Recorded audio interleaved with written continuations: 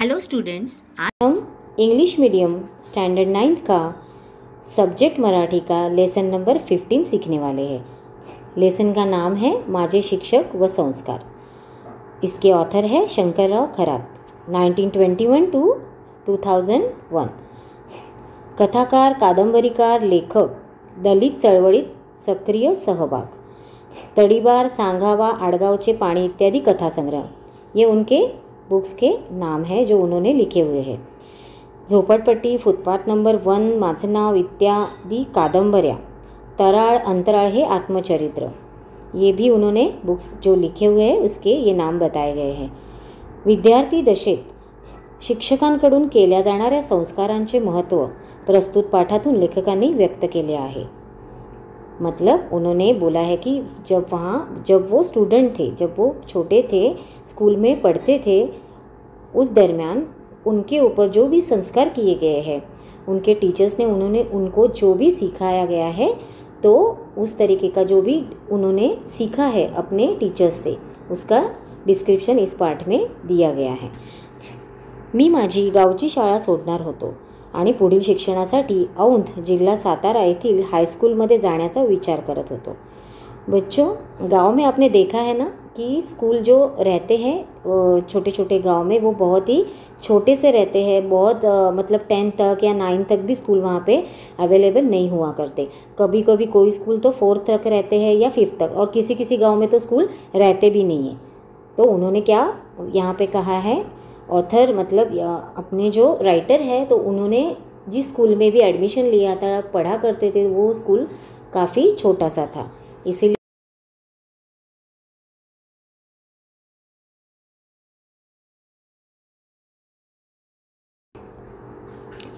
औंध येथील हाईस्कूलमध्ये जाण्याचा त्यांनी विचार केला होता। मतलब औंध की जो स्कूल थी वो बड़ी थी, वहाँ पे उन्हें आगे का एजुकेशन के लिए जाना था। तसे माझे प्रयत्न ही चालू होते और उसके वजह से वो वहाँ पे जाने के लिए कोशिश भी कर रहे थे। त्यात यश मिळणार याची मला खात्री पण होती। मतलब उन्हें वहाँ पे इजीली ॲडमिशन भी मिल जाएगी, ऐसा उनको पक्का लग रहा था। म्हणून मी माझ्या शाळेतील एका शिक्षकांची भेट घेत होतो। त्यांचा सल्ला, मार्गदर्शन मला मिळत होतं। आगे जो स्कूल में जाने वाले हैं तो उनको वहाँ पे प्रॉपर गाइडेंस मिलना चाहिए कि कौन से स्कूल में एडमिशन लेना चाहिए, क्या करना चाहिए, इस सब की जो भी जानकारी है वो उनको अपने स्कूल से मिलती थी। इसीलिए उनको अपने एक टीचर की हेल्प भी लेनी पड़ी। श्री हनुमंतराव देशमुख हे गाँवचेच रहिवासी, मतलब उनको ये सब जानकारी दे रहे थे, हेल्प कर रहे थे। उस सर का नाम था श्री हनुमंतराव देशमुख, और वो सर भी उनके गाँव के ही रहने वाले थे। त्यांनी मला इंग्रजी तळखरकरांचे भाषांतर शिकवले। मतलब उन्होंने ऑथर को बहुत सारा अंग्रेज़ी का ट्रांसलेशन भी अच्छी तरीके से सिखाया गया था। ते स्काउट मास्टर ही होते, जैसे वो अंग्रेज़ी भी सिखाते थे, उसके साथ साथ वो स्काउट के भी टीचर थे। त्यांनी शाळेचे स्काउट पथक पक्क्या पायावर उभे केले होते। मतलब स्काउट का जो उनका ग्रुप है वो अच्छी तरीके से उन्होंने बहुत ही अच्छी तरीके से बनाया हुआ था, उनको अच्छी तरीके से सिखाया हुआ था। श्री कात्रे मास्तरांनी मला 4थीच्या वर्गात गणित शिकवले होते। मतलब उन्होंने अपने टीचर का नाम बताया है कि उनको जो मैथ सिखाते जो टीचर थे, उनका नाम था कात्रे मास्तर। वो उनको मैथ सिखाया करते थे। अंकगणितासारखा विषय, अवघड विषयसुद्धा त्यांनी सोप्पा करून सांगितला होता। मतलब जो आप लोग जो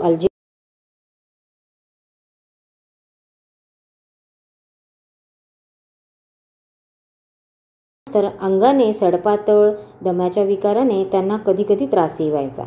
जो कात्रे मास्टर थे वो बहुत ही पतले से एक टीचर थे, और उनको थोड़ा अस्थमा का भी तकलीफ हुआ करती थी।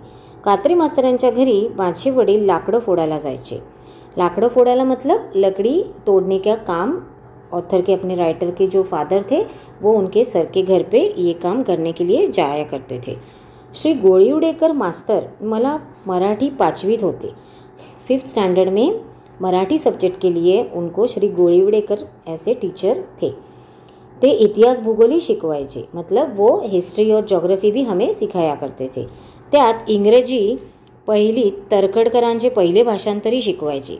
मतलब इंग्रजी का जो ट्रांसलेशन था 1st स्टैंडर्ड का, वो भी वो सिखाया करते थे। श्री गोळीवडेकर खरे शेतीतज्ञ शिक्षक होते।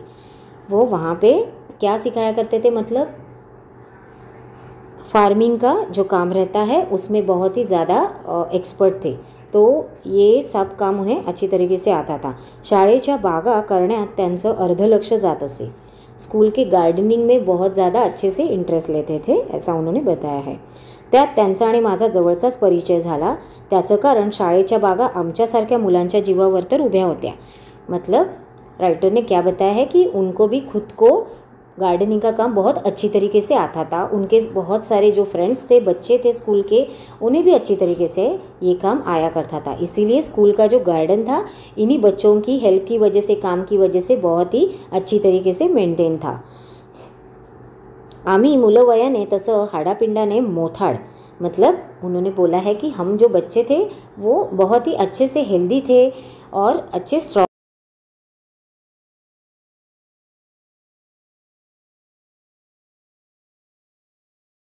कामाना कणखर, मतलब हम लोग हार्डवर्क अच्छी तरीके से कर सकते थे. हम लोग बहुत ही स्ट्रॉंग थे. शाळेच्या गावच्या ओढ्याकाठची बाग ही खरं तर आम्हा मुलांच्या जीवावर चांगली फुललेली, चांगली उभी होती. या बागेतल्या विहिरीचं पाणीसुद्धा 2-2 तास रहाटाने ओढून बागेतल्या फुलाझाडांना, फळझाडांना आम्ही द्यायचो, म्हणजे देत असू. उन्होंने बोला है कि स्कूल के साइड में जो भी पानी था, मतलब पानी के बाजू में जो उन्होंने गार्डन देखा था, जो गार्डन था, तो वो भी बहुत अच्छी तरीके से मेंटेन किया हुआ था. क्योंकि उन लोगों ने बोला है कि वहाँ पे विहिरीचं पानी मतलब वेल का वाटर, जो कुएं रहते हैं गांव में, तो उस कुएं में से ये लोग पानी निकालते थे. आप लोगों ने देखा होगा कि गांव में हर जगह ऐसे अपने जैसे सिटी में टैब रहते हैं वैसे टैब रहते नहीं है, तो किसी किसी जगह में आज भी वेल है, कुएं है, तो कुएं से पानी निकालना है तो उसमें एक रस्सी बंधी रहती है, बाल्टी टंगी रहती है और वो उसमें छोड़ दिया जाता है और थोड़ा थोड़ा करके पानी अंदर से बाहर निकाला जाता है. तो ऐसे कुएं से ये लोग पानी निकालते थे और ये बहुत ही मतलब बहुत ही हार्ड वर्क है. मतलब ये बहुत इजी वर्क नहीं है, इसके लिए बहुत मेहनत लगती है बच्चों. तो इन लोगों ने भी ऐसे ही, ये छोटे छोटे बच्चे, इन्होंने अपने गार्डन को अच्छा रखने के लिए, बहुत सुंदर बनाने के लिए इस तरीके से कुएं से पानी निकालते थे और वो उस गार्डन को देते थे. और इसी वजह से वो गार्डन बहुत ही फल फूल रहा था, बहुत सारे फ्रूट्स लगे हैं, फूलों से सजा हुआ था. तेव्हा ती फुलझाडं, फळझाडं तरातूर उभी राहत होती. त्यामुळे श्री गोळीवडेकर मास्तर आमच्यावर खूप प्रेम करायचे. मतलब उनके जो गोळीवडेकर सर थे उनको खुद को भी गार्डनिंग की, फार्मिंग की बहुत मतलब उनको इंटरेस्ट था, उनको बहुत ही अच्छा शौक था ये. और उसके साथ बच्चे भी उनको बहुत सारी हेल्प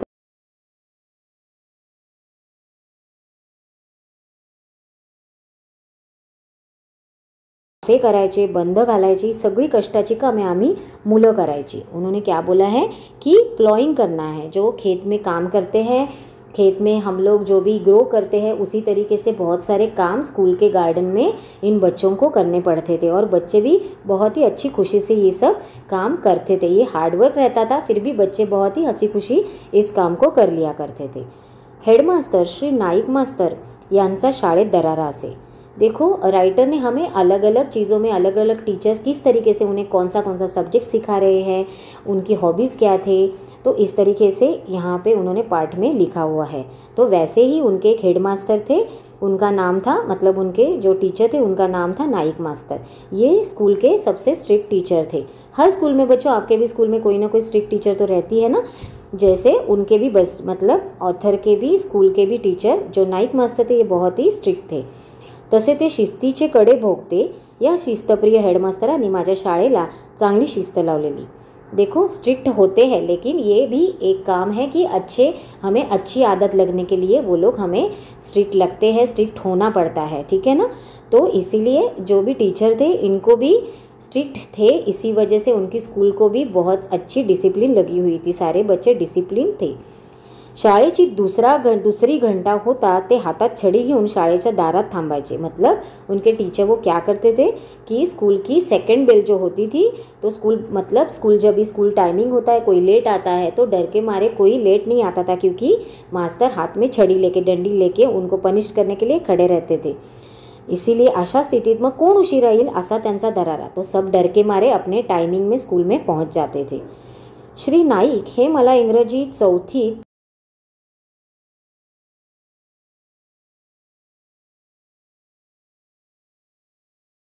शिकवाते ते. त्यात इंग्रजीचे रेट मार्टिनचे ग्रामर ते आवडीने शिकवायचे. रेट मार्टिन का जो ग्रामर है वो सब्जेक्ट वो बहुत ही अच्छी तरीके से इन्हें सिखा देते थे. ते सदानकदा विद्यार्थ्यांना समुपदेश करत. मतलब हमेशा समुपदेश मतलब हमेशा कुछ अच्छी बातें बच्चों को वो सिखाते रहते थे. श्री रायगावकर मास्तरांसारखे ते कधी इतर सार्वजनिक कार्यात पडत नसत. मतलब रायगावकर सर वो भी टीचर थे, तो उनके जैसे वो बहुत ज़्यादा समाज सेवा मतलब ज़्यादा सोशल वर्क में इंटरेस्ट नहीं लेते थे. वो सिर्फ स्कूल के इंटरनल काम में ज़्यादा ध्यान देते थे. आपण बरं आपली शाळा बरी हे त्यांचं कार्य. मतलब अपना काम भला, अपने काम के साथ अपना जो भी जॉब है बच्चों को सिखाना है उसी काम में वो ज़्यादा इंटरेस्ट लेते थे. त्यामुळे त्यांनी शाळेला शिस्त आणली आणि परीक्षेच्या निकालाच्या दृष्टीने सुद्धा शाळेची चांगली प्रगती केली. मतलब स्कूल में बच्चों के रिज़ल्ट भी अच्छे आने चाहिए, इसीलिए वो बहुत ही डिसिप्लिन, बच्चों को अच्छी डिसिप्लिन में रखना है, बच्चों को अच्छा सिखाना है, इसमें उनका ज़्यादा ध्यान रहता था. और इसकी वजह से स्कूल की प्रोग्रेस भी होनी चाहिए, इसी तरीके से उनका ध्यान हमेशा रहता था. और इसीलिए उनके स्कूल ने भी बहुत अच्छे से प्रोग्रेस की थी. औंधला शिकायला जाणार म्हणून मी श्री नाईक मास्तरांना भेटलो. मतलब हमने स्टार्टिंग में ही देखा कि राइटर अभी अपनी स्कूल छोड़ के औंध में बाहर दूसरी सिटी में जाने वाले थे, तो इसीलिए उनको प्रॉपर गाइडेंस चाहिए था, इसीलिए उन्होंने अलग अलग टीचर से मिलना पड़ा. तो उन्होंने नाईक मास्तर को भी वो मिले और उसके बाद त्यांनी मला योग्य मार्गदर्शन पण केलं. शाळेत असताना त्यांचं माझ्यावर लक्ष होतं. उन्होंने उनको अच्छी तरीके से गाइड भी किया. स्कूल में रहते थे, जब राइटर छोटे थे स्कूल में रहते थे, तो सर का उनके ऊपर अच्छी तरीके से ध्यान भी रहता था. शिस्तीच्या दृष्टीने कसं वाग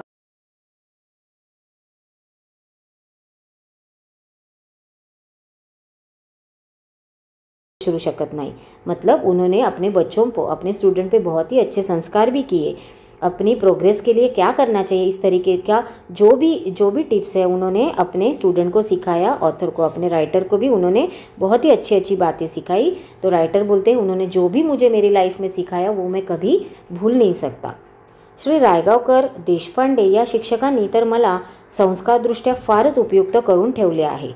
मतलब उन्होंने अपने टीचर के नाम यहाँ पे मेंशन किए हैं कि श्री रायगावकर देशपांडे, ये भी जो टीचर थे इन्होंने भी मुझ पे बहुत ही अच्छे संस्कार किए हैं.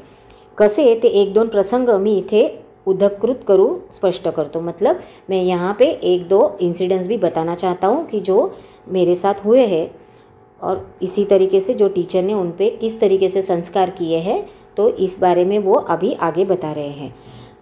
कुस्तीसारख्या खेळात सुद्धा जातपात मानली जात असे. आप लोगों ने देखा होगा कि गांव में जो भी कास्ट डिफरेंसेस बहुत रहते थे पहले. अलग अलग कास्ट के अलग अलग लोग रहते थे. कोई बड़ी कास्ट वाला है, कोई छोटी कास्ट वाला है, तो इस तरीके से झगड़े भी वहाँ पे बहुत सारे रहते थे. तो राइटर को बहुत अच्छी तरीके से रेसलिंग आती थी, तो उनको बहुत ही इसमें इंटरेस्ट भी रहता था. आमच्या गावात आम्हा मुलांसाठी वेगळी तालीम होती. लहानपणी मी बऱ्यापैकी कुस्त्या करत असे. राइटर ने कहा है मुझे कुस्ती अच्छी तरीके से, मतलब मुझे रेसलिंग अच्छी तरीके से आती थी.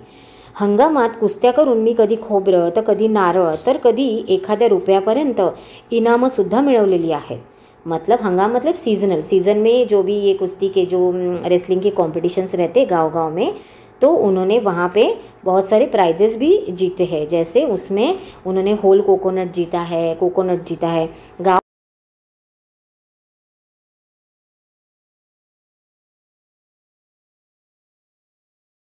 रहता है एंटरटेन के लिए वो खेलते हैं, लेकिन फिर भी वहाँ पे उनको कभी होल नारियल उनको जो नारियल भी मिलता है ना बच्चों, जो भी गिफ्ट में छोटा सा भी एक प्राइज़ मिलेगा ना, तो उसकी खुशी बहुत अलग रहती है. तो उन्होंने ये इस पाठ में भी बताया है. बहुत उन्हें अच्छा लग रहा है कि मुझे तभी एक बड़ा नारियल मिला करता था, या कभी 1 रुपया भी मिला, मतलब 1 रुपीज़ भी मिले ना, तो भी उन्हें बहुत खुशी मिलती थी. तो उन्होंने कभी कभी उनको कोकोनट मिला है छोटा सा, या होल कोकोनट मिला है, तो कभी रुपीज़ मिले हैं. तो एक पटका सुद्धा मला मिळाल्याचे आठवते. पटका मतलब पगड़ी, जो सर पे जैसा सेहरा रहता है ना, दूल्हा कैसे पहनता है, वैसे एक वो उन्हें पटका बोला गया है मराठी में.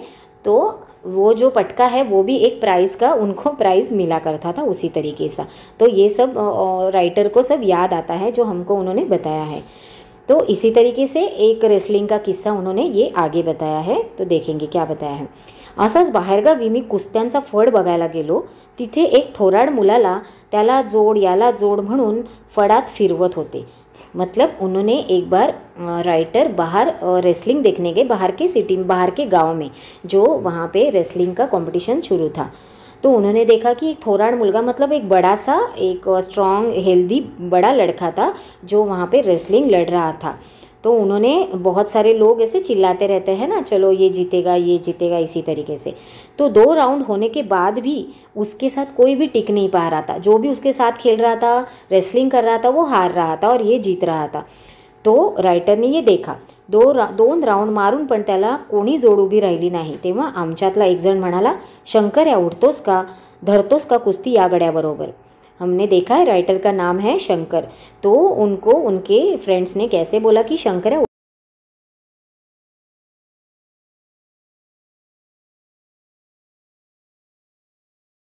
उन्होंने उसे रिक्वेस्ट की. तो ये सुन के क्या हुआ, मी हा म्हणता मैदानात गेलो. मतलब उनको भी बहुत जोश आया, राइटर को भी. वो भी बोलो चलो हम लोग भी लड़ लेते हैं इसके साथ, देखते हैं. उन्हें लगा कि मैं जीत जाऊंगा आणि लढत करण्याची तयारीसुद्धा दाखवली. पण मला कुणीतरी ओळखलं आणि हटकलं. मतलब उन्होंने स्टार्ट भी करने वाले थे, रेसलिंग में हिस्सा भी लिया, मैदान में भी चले गए, लेकिन उन्हें दूसरे गांव में किसी ने पहचान लिया कि ये लड़का इस गांव का नहीं है, उनकी कास्ट अलग है. तो तभी जो हमने बोला था ना कि कास्ट का प्रॉब्लम था, उसी वजह से कि उनको उस कंपटीशन में हिस्सा दिया नहीं गया. हटकवला मतलब उनको साइड में कर दिया, उनको उस कंपटीशन में हिस्सा लेने के लिए मनाई कर दी गई. मी हुरमुसलाहून माघारी आलो. उनको बहुत ज़्यादा फील हो गया, बहुत ही बुरा लगा. हा प्रसंग माझ्या मनाला लागला हे ओळखून रायगावकरांनी, मतलब रायगावकर सरने, रायगावकरांनी माझी समजूत घातली. मतलब जब भी उनको इस कंपटीशन से बाहर कर दिया तो उन्हें बहुत ही बुरा लगा. वो छोटे थे ना, तो बुरा तो लगना ही था, तो उन्हें बहुत ही ज़्यादा बुरा लगा. लेकिन उनके टीचर्स के साथ इतने अच्छे रिलेशन के थे कि रिलेशन जो रायगावकर सर थे उन्होंने ये पहचान लिया कि इसे इस बात का बहुत ही बुरा लगा है. तो उन्होंने क्या किया, उनको अच्छी तरीके से समझाया. कैसे समझाया देखो बच्चों. म्हणाले, अरे समाज अजून निद्रिस्त आहे. समाज मतलब ये समाज के गांव के जो लोग हैं, ये जो समाज है, ये सारे लोग निद्रिस्त है. निद्रिस्त मतलब सोए हुए हैं. सोना मतलब सोना नहीं है कि इन लोगों को अभी समझ में नहीं आ रहा है कि रेसलिंग, ये कंपटीशन, ये सब चलता है, इसमें बाकी सारी बातें मैटर नहीं करती. लेकिन गांव वालों को ये सारी चीज़ें बिल्कुल तभी समझ में नहीं आ रही थी. इसलिए उन्होंने बोला है कि ये समाज सोया हुआ है. खेळात मैदानात जात न पाहता कौशल्य बघायचं. मतलब उन्होंने क्या कहा है, इसमें क्या देखना है हमें कि टैलेंट देखना है. जो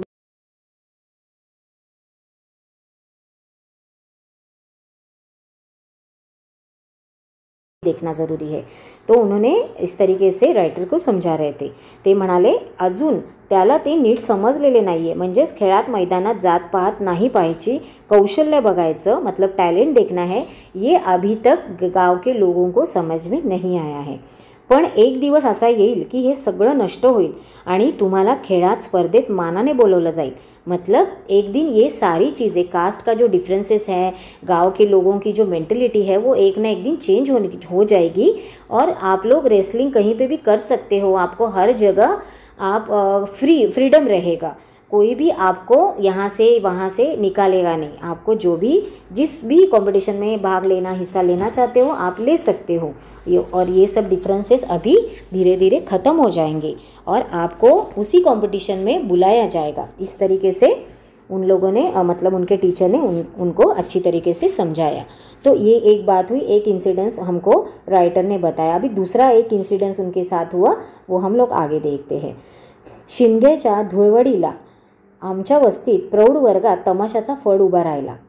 शिमग्याच्या धुळवडीला मतलब शिमगा मतलब क्या रहता है, होली. जो होली रहते हैं ना बच्चों, तो गांव में भी होली बहुत ही बड़ा रहता है वो त्यौहार. तो उसमें भी धूलिवंदन रहता है, रंग कलर मतलब कलर्स खेलते हैं और होली भी बहुत बढ़िया तरीके से वहाँ पे मनाई जाती है. तो इनके जो गांव में जो लोग थे, तो उस एरिया में भी उन्होंने क्या किया था कि प्रौढ़ वर्ग मतलब जो मैच्योर बड़े लोग हैं, बड़े लोगों की जो होली थी, तो वहाँ पे होली के दिन वो लोग क्या करते थे कि बहुत सारा वहाँ पे जश्न मतलब जैसे डांस होता है, फंक्शंस होते हैं, तो ऐसा एक डांस होता था. लेकिन वो बच्चों के लिए नहीं है, वो सिर्फ एडल्ट मतलब बड़े लोगों के लिए ही होता था. त्या दिवशी प्रौढ साक्षरतेचा वर्ग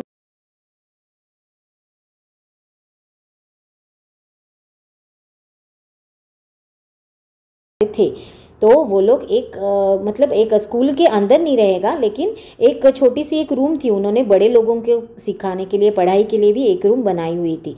लेकिन उस दिन क्या हुआ कि बड़े लोगों की छुट्टी थी, पढ़ने के लिए जो छुट्टी थी, क्योंकि होली का त्यौहार था। पण रायगावकर मास्तरांना याची कल्पना नसल्याने ते नेहमीप्रमाणे वर्गाला भेट द्यायला आले। रायगावकर सर इन बड़े लोगों को भी सिखाते थे, ऐसा उन्होंने यहाँ पे बताया है। लेकिन क्या हुआ कि उनको आइडिया नहीं थी कि आज छुट्टी ली हुई है बाकी लोगों ने, तो वो हमेशा की तरह उन्होंने अपने जगह पे आए, उन्होंने क्लास में एंट्री कर ली और उन्होंने क्या देखा कि प्रौढ वर्गाच्या कंदिलाच्या प्रकाशात तमाशा चालला होता। ते पाहून रायगावकर चटकन परत फिरले। मतलब उन्होंने देखा कि वही क्लासरूम में जो बड़े लोगों की क्लासरूम है, आज वहाँ पे छुट्टी थी, लोग बहुत ही अच्छी तरीके से फंक्शन मतलब डांस वांस सब कर रहे थे। तो उन्होंने देखा और वो उन्होंने टर्न कर लिया, मतलब उन्होंने देखा कि ये सब कुछ बहुत ही अलग चल रहा है, आज कुछ पढ़ने का मतलब पढ़ाई आज तो होने ही नहीं वाली है। तो वो अपने तरीके से मतलब रिटर्न जा रहे थे। तो तभी उसी टाइम क्या हुआ की त्यांना पाहताच मी त्यांना आडवा गेलो, माझी मान खाली झाली होती। मतलब तभी राइटर सामने से आए, उन्होंने देखा कि अपने सर यहाँ पे आए और सर ने क्लासरूम में जो भी हो रहा था उन्होंने देखो, उनके एक्सप्रेशन से राइटर को समझ में आया कि अपने सर को ये बात अच्छी नहीं लगी है कि इस रूम में ये सब चल रहा है, तो उनको अच्छा नहीं लगा। तो उन्होंने बहुत ही मतलब शर्मिंदा होना, मान खाली करना मतलब शर्मिंदा होना, उन्हें बहुत ही गिल्टी लगा कि ये जो हो रहा है वो अच्छा नहीं हो रहा है। ते पाहून मास्तर म्हणाले, मतलब टीचर ही उसको बोले, मतलब अपने सर क्या बोले उनको कि अरे आज धूलिवंदन आहे, हे चालायचे, मतलब आज तो त्यौहार है इन लोगों का, ये तो चलने ही वाला है, ये लोग तो क्या सुनने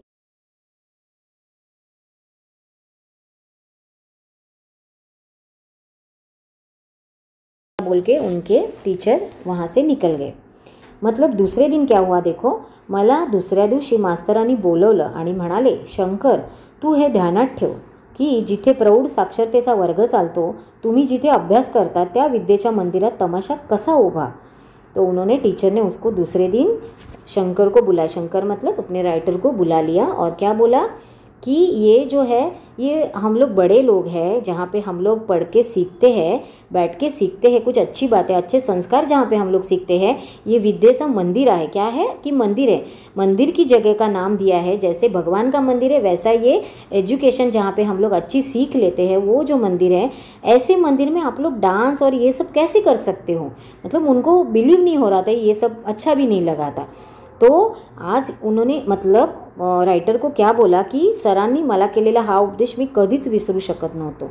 राइटर क्या बोल रहे हैं कि सर ने मुझे एक ही बार लास्ट टाइम वो जो बात बोली कि विद्येचं मंदिर आहे, तो विद्ये के मंदिर में मतलब एजुकेशन जहाँ पे अच्छी सीख होती है वहाँ पे ये सब नहीं करना चाहिए। तो उन्होंने उस दिन क्या सीखा कि विद्येचं मंदिर ये बहुत ही ज़्यादा इम्पॉर्टेंट, लाइफ की बहुत ही इम्पॉर्टेंट चीज़ है, जहाँ पे ये सब चीज़ें नहीं होनी चाहिए। और ऐसी सीख उन्होंने सीखी और उन्होंने बोला कि लाइफ में मैं ये सारी बातें कभी भूल नहीं सकता। ओके स्टूडेंट्स, वीडियो अगर अच्छा लगा हो तो लाइक करो, चैनल को सब्सक्राइब करो और बेल आइकन को क्लिक करो ताकि हमारे नए वीडियोस के नोटिफिकेशंस आपको मिलते रहें। और हाँ, आपके फ्रेंड्स को भी ये वीडियो शेयर करना मत भूलना। Thanks for watching.